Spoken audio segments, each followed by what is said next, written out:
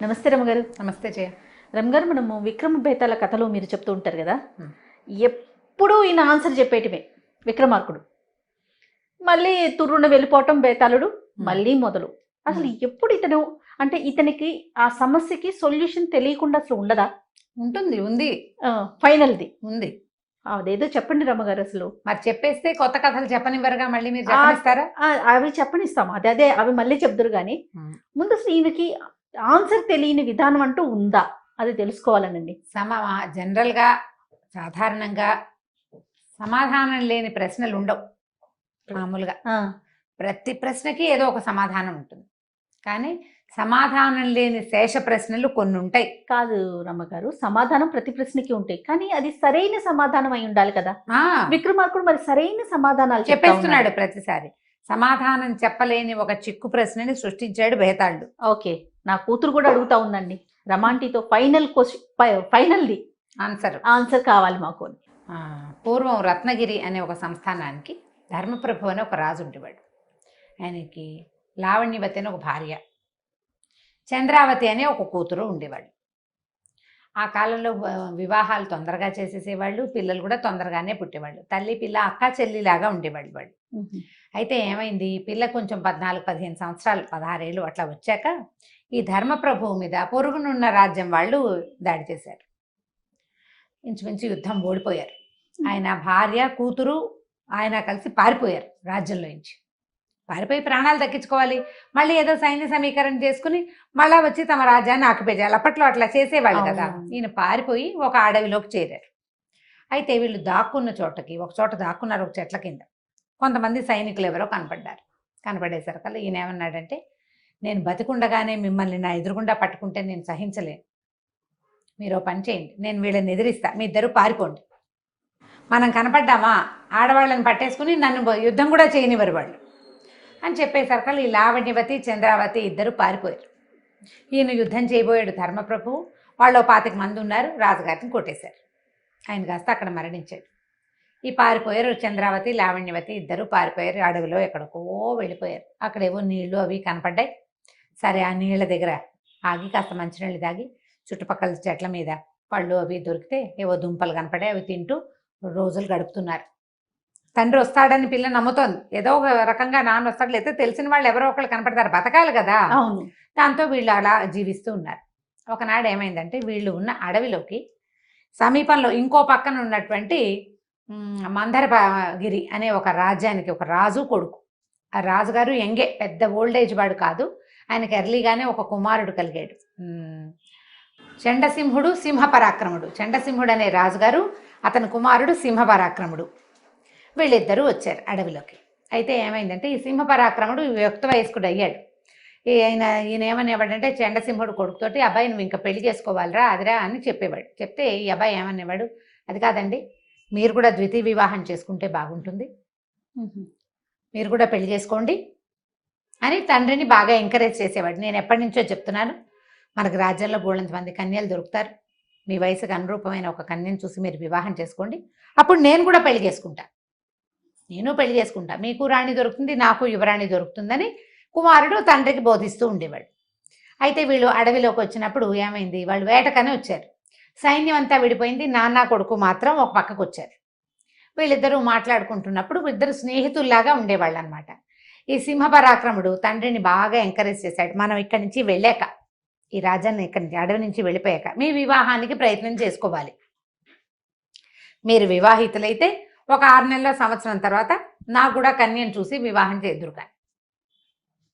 సరే ఒప్పుకున్నాడు తండ్రి. ఒప్పుకుని ఏమైంది, సరే చాలా దూరం వచ్చేసారు, సైన్యం అంతా ఎక్కడో ఉండిపోయింది. అక్కడ చిన్న చెరువు లాంటిది ఉంది. ఆ చెరువు లాంటిది ఉండేసరికల్లా చెరువు దగ్గరికి మంచినీళ్ళకి దిగారు. గుర్రాలు 2 పైన కట్టేశారు. ఆ పైన ఏమో జామపళ్ళు కనపడితే కోసుకుని తిన్నారు. మంచినీళ్ళు తాగుదామని దిగితే ఈ చెరువు పక్కగా పాదాల గుర్తులు కనపడుతున్నాయి. ఒక జత పెద్ద పాదాలు, ఒక జత చిన్న పాదాలు.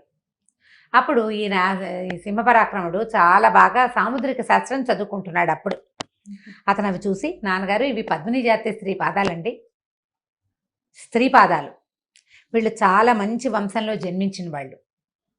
ఆ పాదాలలో అంటే ఇప్పుడు మన ఇసుకలో పాదముద్రలు చక్కగా వేళ్ళు అవి షేప్ నీట్గా అట్లా కనపడతాయి కదా, ఆ రేఖలన్నీ పరిశీలించాడు. అతని దగ్గర చిన్న భూతద్దం ఉంటుంది, ఎప్పుడు రొంటిని పెట్టుకుంటాడు. అది తీసి ఇట్లా చూసాడు.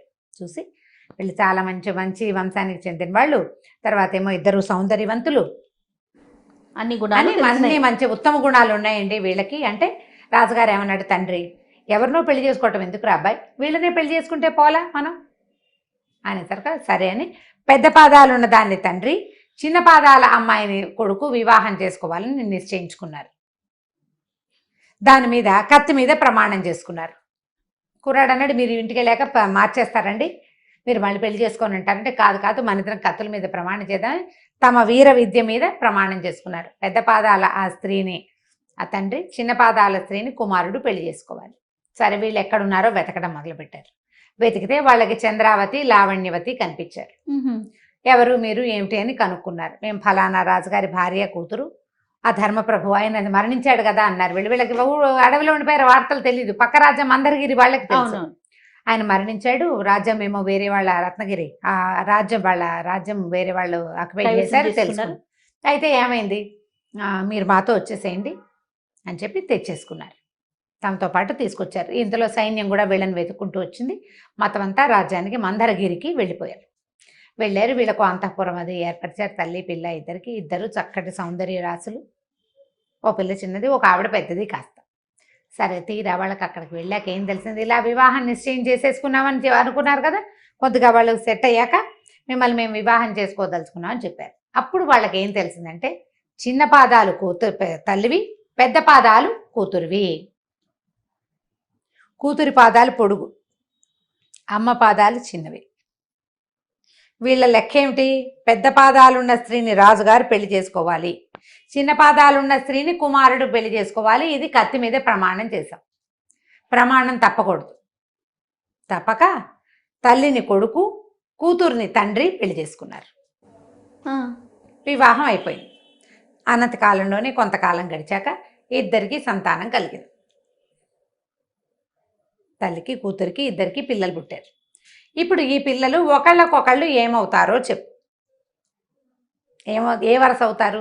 తల్లికి పుట్టిన వాళ్ళు లెక్క ప్రకారం తల్లికి పుట్టిన వాళ్ళు కూతురికి తమ్ముళ్ళు సోదరులు అవ్వాలి లెక్కకి. కానీ ఇక్కడ ఏమైంది, తల్లికి పుట్టిన పిల్లలు కూతురికి మనవలు అవుతారు. అవును, ఆ పై వరుస కూడా అంతే కదా, తండ్రి కుమారుడు. కుమారుని పిల్లలేమో లెక్క ప్రకారం మనవలు అవ్వాలి, అంతేనా? మళ్ళీ అలా కాకుండా మళ్ళీ ఇప్పుడు మరదళ్ళు అయ్యే అవకాశంగా కూడా ఉంది. మరదలవ్వాలి, బావమరదవ్వాలి. ఇప్పుడు ఈ వరసల్ని ఏమని పిలవాలో చెప్పమని భేతాళుడు అడిగాడు. మనం కథ రెగ్యులర్గా చెప్పలేదు, చివరికి వచ్చేసాం కాబట్టి స్పీడ్గా చెప్పేశాను నేను. భుజం మీద ఉన్న భేతాళుడు ఆవహించి ఉన్నటువంటి కళేబరంలోంచి భేతాళుడు రాజుకి చెప్పాడు ఈ కథ అంతా. విక్రమార్క, ఇన్నిసార్లు ఈ సింహాసనం కాదు, ఏమిటది దాని పేరు మర్చిపోతున్నాను చూసావు, ఉండు బాబు రిపీట్ నాయన బంగారుకొండ. ఇన్నిసార్లు శవాన్ని తీసుకొచ్చావు నువ్వు, ప్రతి ప్రశ్నకి సమాధానం చెప్పావు, ఈ ప్రశ్నకి సమాధానం చెప్పు, తెలిసి చెప్పకపోతే నీ తల 1000 వక్కలవుతుంది అనగానే విక్రమార్కుడు మాట్లాడలేదు. ఈ ప్రశ్నకి సమాధానం ఎవ్వరూ చెప్పలేరు. ఎట్లా వరసలు వస్తాయి? సజావైన వరస ఉందా ఇక్కడ?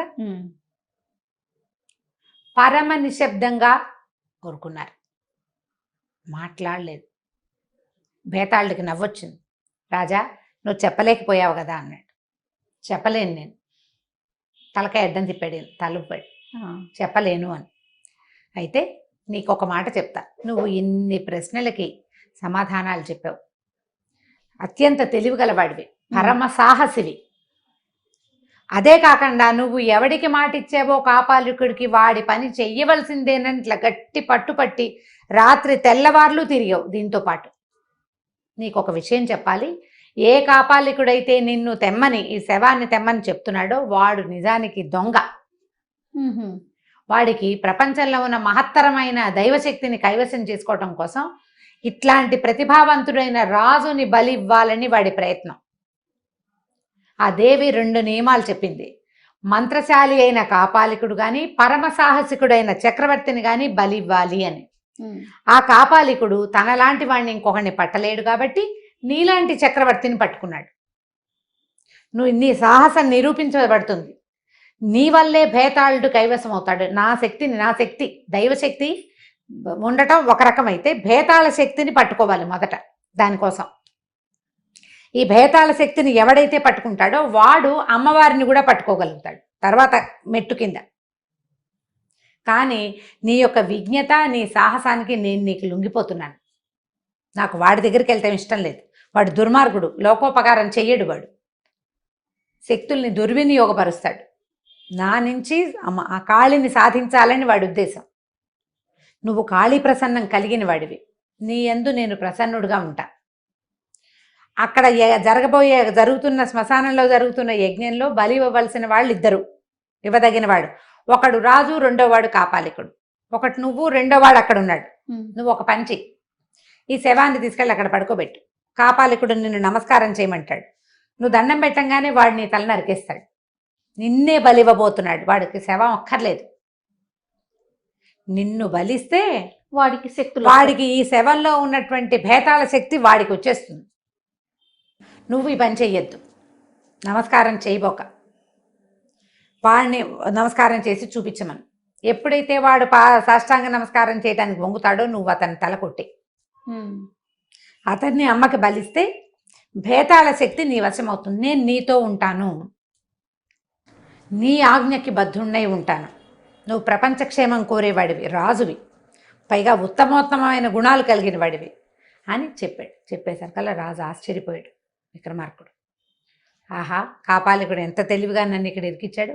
అయినా కూడా అమ్మవారి దయ అపారంగా నా మీద ఉంది కాబట్టి ఈ భేతాళుడు తనంతట తను నాకు వశం అవుతానంటున్నాడు అని చెప్పి సరేనన్నాడు. ఈ శవాన్ని భుజాన్ని వేసుకున్నాడు, వెళ్ళిపోయాడు శ్మశానం తాలూకు రెండో భాగంలోకి. ఒక భాగంలో ఇక పట్టుకొచ్చాడు. శ్మశానానికి బయట ఉన్న భాగంలో ఆ కాపాలికుడు పెద్ద హోమం చేస్తున్నాడు. కోడిపెట్టలు, మేకలు, గీకలు, నిమ్మకాయలు, వేప పండలు, చాలా రకరకాల పరిచినాయి, ముగ్గులు, ప్రచండంగా ఒక పెద్ద హోమకుండం. ఆ హోమకుండం దగ్గర ఏదో పూజ చేస్తున్నాడు అతను. అప్పుడు ఏమైంది, వెళ్ళంగానే బాడీని తీసుకెళ్ళి అక్కడ పడుకోబెట్టాడు. ఆయన మెచ్చుకున్నాడు కాపాలికుడు. అబ్బా విక్రమార్క, నువ్వు ఎంత గొప్పవాడివి, ఎంత సాహసివి. నీలాంటి వాడితో కలిసి ఇలాంటి శక్తిని సాధించడం నాకు చాలా పరమోత్కృష్టంగా, అద్భుతంగా, ఆనందంగా చాలా ఉన్నాయి.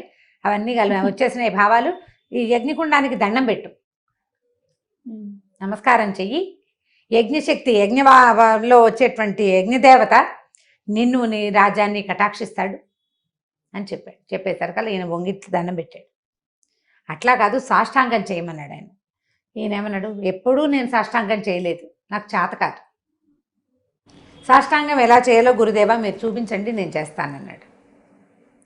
ఆయన ఇంతేనని నేల మీద పడుకుని పొడుగ్గా కాళ్ళు చేతులు చాపి తల కిందకి పెట్టంగానే ఇతను ఏం చేశాడు, విక్రమార్కుడు బొరలో ఒక కత్తి ఉంటుంది, ఆ కత్తి తీసి టాప్ అని ఆ కాపాలికుడు తల నరికేశాడు. నరికేయంగానే ఈ శవంలో ఉన్నటువంటి భేతాళుడు నరుస్తూ ఇట్లా బయటకు వచ్చేసింది. ప్రచండమైన శక్తి బయటకు వచ్చి నుంచుని, విక్రమార్క నీ సాహసానికి మెచ్చుకున్నాను, ఈ రోజు నుంచి నేను నీ సేవకుణ్ణి అని చెప్పి ఆ భేతాళ శక్తి, నువ్వు ఎప్పుడు పిలిస్తే అప్పుడు వస్తాను నేను. ఇంత యజ్ఞం చేసి ఇట్లా బలిచ్చిన వాడికే కైవశం అవుతుంది. నిజానికి యజ్ఞం అంతా కాపాలికుడు చేశాడు. అవును, చివరి బలి సంహారం మాత్రమే ఈయన చేసింది, బలిహరణ మాత్రమే చేశాడు ఈయన, అంతకంటే ఇంకేం చేయలేదు కదా. అయినా కూడా ఇతనికి ఆఖరి పని ఎవరు చేస్తారో వాళ్ళకి సిద్ధిస్తుంది అది అని చెప్పి భేతాళుడు గాల్లోకి ఎగిరిపోయాడు. ఆ డెడ్ బాడీ అక్కడే ఉండిపోయింది. ఈ కాపాలికుడు మరణించాడు. ఈయన వెంటనే తూర్పు తెల్లవారుతోంది చూసుకుని అతని కోసం భట్టి మొదలైన వాళ్ళంతా నిలబడి ఉన్నారు బయట. ఈ శ్మశానపు దారిలో ఉంది వాళ్ళ తాలూకు మంది మార్బల్ వాళ్ళందరితో కలిసి వచ్చాడు. వాళ్ళంతా అక్కడ ఉన్నారు, ఈయన లోపలికి వచ్చాడు. రాత్రి గడిచింది ఇంతకీ. ఈ 24, 25 కథలతోటి రాత్రి తెల్లవారింది అంతే. తూర్పు తెల్లవారుతోందని చెప్పి ఆ కత్తి వరలో పెట్టుకుని భట్టి దగ్గరికి వెళ్ళాడు. అయిపోయిందా యజ్ఞం ప్రభు అని అడిగాడు. అయిపోవటం ఏమిటి, మొన్నటి దాకా ఇప్పటి వరకు మనకి కాళికాదేవి అనుగ్రహమే లభించింది అనుకునేవాళ్ళం, ఇప్పుడు భేతాళ శక్తి కూడా మనకు తోడైంది. ఏ పని కావాలన్నా ప్రపంచంలో మనం చేయలేని పని లేదు భట్టి, ఇంకా మనం ఏదైనా చేసేయగలమని చెప్తూ భట్టితో సహా ఆయన తన రాజ్యానికి తిరిగి వెళ్ళిపోయాడు విక్రమార్కుడు. కథ కంచికి మనం ఇంటికి. ఇది ఆఖరి కథ. చాలా బాగుంది రమ్మగారు. ఇంక మంచి పరిపాలన చేశాడు కదండి విక్రమార్కుడు, చాలా మంచి పరిపాలన చేశాడు, సుపరిపాలన. కానీ మీరు ఈ స్టోరీ చెప్తున్నప్పుడు నాకు ఒక విషయం గుర్తుకొచ్చిందండి. తను అడిగిన ప్రశ్నల్లో కొడుకు తండ్రికి వివాహం జరిపించటం ఈ Hmm. కాన్సెప్ట్ మనం కొత్తగా వచ్చింది అనుకుంటున్నాం. ఇవాళ రేపు చూస్తున్నాము పిల్లలు తల్లిదండ్రులకి మా నాన్నకు పెళ్లి అలాంటివి అలాంటివి చేస్తున్నారు అనుకున్నాం. కానీ చూడండి ఎప్పటి ఎప్పటిది. విషయం రామగారు ఇది. అవును. మీరు చెప్పగానే నాకు అది ఎప్పటి గుర్తొచ్చింది. విషయం పాత విషయమే కదా. అంతే, దాన్ని మనం ఇప్పుడు ఫాలో అవుతున్నాం. అదే కానీ చాలా బాగుందండి ఫైనల్ స్టోరీ. దీన్ని బాగా హైలైట్ చేయండి మరి. పిల్లలకి బాగా హైలైట్ చేసి చెప్పాలి.